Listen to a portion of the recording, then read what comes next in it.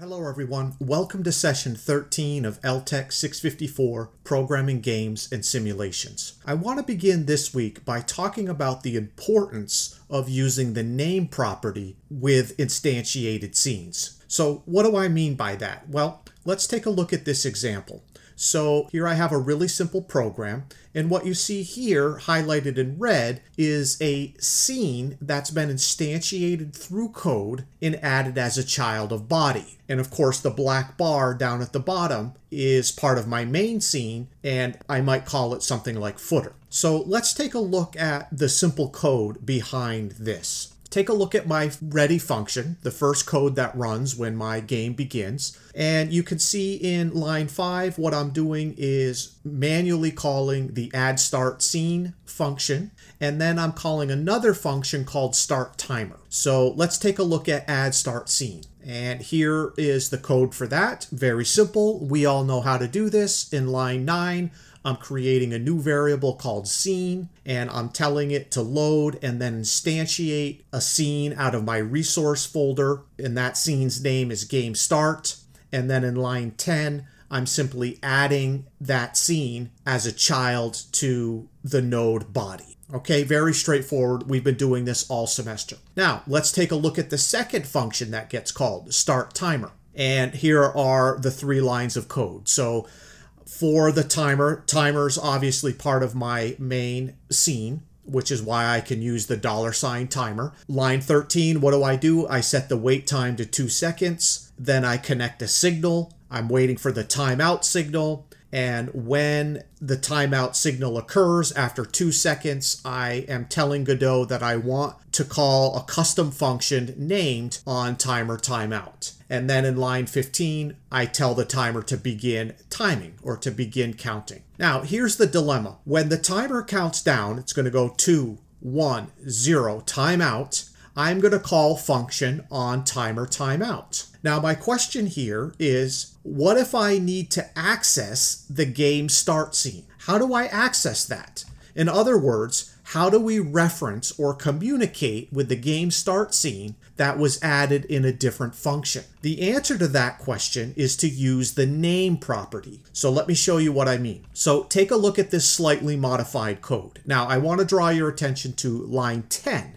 In line 10, what am I doing? After instantiating the game start scene, in line 10, I'm saying scene.name equals start. In other words, I'm setting the name of the game start scene. I'm setting its name property to be equal to start. Now, that is important because if we look down here in our onTimerTimeout function, now I have a way to reach in and grab that node. So take a look at line 19. Here I'm saying variable scene equals body get node. And which node do I want to get? I want to get the one with the name start. S-T-A-R-T, all lowercase. And then, of course, I can do whatever I want once I have a reference or a pointer to that node. And so in this example, I'm saying scene, get the label called title label, and I'm setting the text to be equal to, press next to begin. Now, I just wanted to review this really important but fundamental concept, which really allows us to be able to reach into instantiated scenes that we've added as children to the scene tree. But in order to be able to do that, we have to set the name property so that later on we have something to reference. Very important concept. Okay, so now what I want to do is just give you a little demonstration of my programming of selling in the lemonade stand. And so let's go ahead and take a look at that. So here you see my basic startup scene of my game, and it just says welcome. And down here along the bottom is my footer with a next button. And I've gone ahead and programmed it so it skips ahead to the selling scene. So if I click this, I use a tween to fade in the header from the top. And then you can see here I've got these sliders. And I'm just using generic names. So product inventory, currently I have 50 items. I can slide this and adjust that very easily. So let's say I wanted to have closer to 90 products. This could be cups of lemonade, cups of coffee, widgets. It doesn't matter what it is. And then of course I can set the price of each of those products. And I can do anything from making it free all the way up to charging $100 per item. Now, I can tell you I have this programmed so that the lower the price, the more that I sell. And so let's just put it around here in the $20 range. And then I also have factor 1 and factor 2. Now, these are on a percent scale from 0 to 1. And the idea here, factor 1, I might rename this to something like temperature.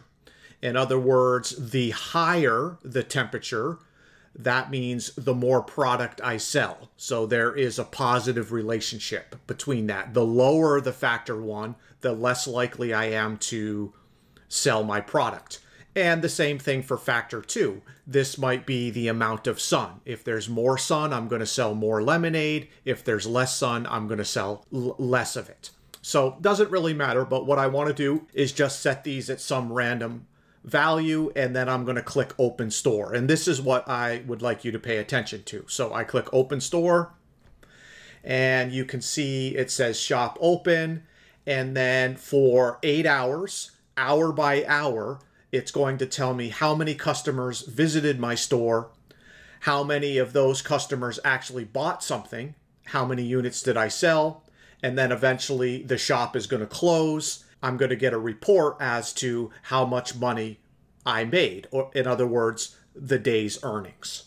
So this is just a little example. I'm going to talk more about it in the next couple of slides, but I wanted to give you this overview of one way to organize the selling scene in the lemonade stand. Okay, so now that we've seen that, what I want to talk about is how did I organize those scenes using containers? And so I thought it would be really helpful to just kind of walk you through how I'm doing that. So take a look here. You can see my main scene, and it consists of body, a footer, a header, and then I also have a tween node, an audio stream player, and a timer. So those are all of the nodes that are at the first level of my main scene. Now, what I've highlighted here is I want to focus on header because that uses a lot of containers. And so take a look. Header's first child is a sprite, which I've called group 1. And the first child of that sprite is a color rect, and that's the black rectangle up at the top of the scene. And then that color rectangle has its own child, which is a horizontal box container. Now let me say a little bit about why I put this all in a sprite named group 1. By putting it in a sprite, that means I can animate it. I can use the tween to slide it in or fade it in or move it up and down however I want.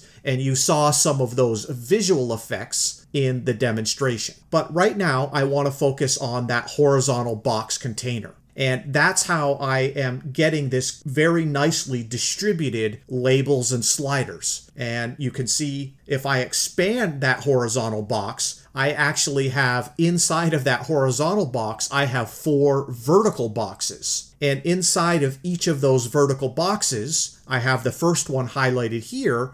There is a title label, a slider, and then a value label. So the reason I'm pointing this out is because I want you to understand how you can use these containers to create relatively complex interface elements. And just for fun, I wanted to show you how the code behind manipulating the slider. And you can see, because slider is part of my main scene, I have a signal connected to it. And when that signal fires, I'm calling this function shown here, on slider 1 value changed. And essentially all I'm doing is updating that placeholder text within that vertical box container number 1. And I'm also in line 136, I'm adjusting the product quantity. In other words, how many units of the product do I have? I'm adjusting that based on the value of that slider. So very simple. Okay, so now I want to talk a little bit about the selling scene. So let's take a look here. The selling scene has a page name label, an hour label, a vertical box, and then an animated sprite called Hourglass. And I want to draw your attention, because we're talking about containers, to this vertical box container, which I have highlighted here.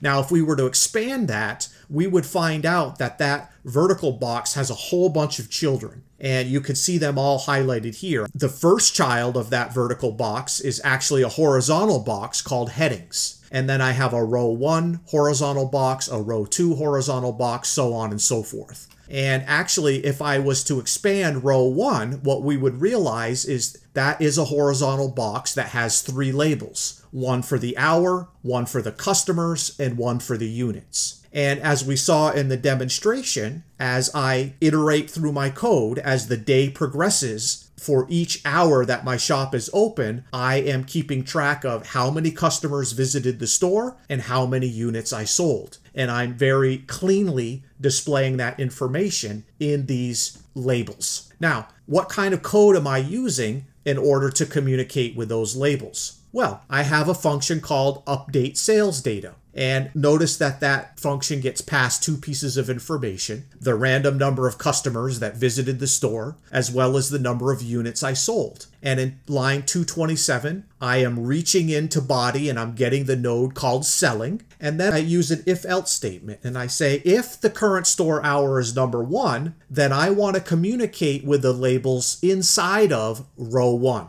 So I'm getting a reference to row 1, and then I'm setting the hour label, the customers label, and the units label. Just like that. Very simple. And then, of course, when this function gets called again, and it's the second hour of my store open hours, then I am communicating with row 2. So again, I just wanted to share this with you so you can understand the power of using the name property, and then also the organizational power that comes with using containers. Now, finally, I just wanted to close by showing you how I'm using a timer to create the illusion of passing time. And so what's happening here is in line 166, I have a function called start store timer, and that timer repeats every 2 seconds. And every 2 seconds, it calls, when it times out, it's calling the upon timer timeout function, which is on line 171. So let's take a look at that. So the first thing I'm doing, I'm saying if the current store hour is less than all of the store hours, and I set my store to be open 8 hours, then all I'm doing is I'm calling a function to calculate the number of units sold. And that's just randomly figuring out a certain number of customers and a certain number of units sold.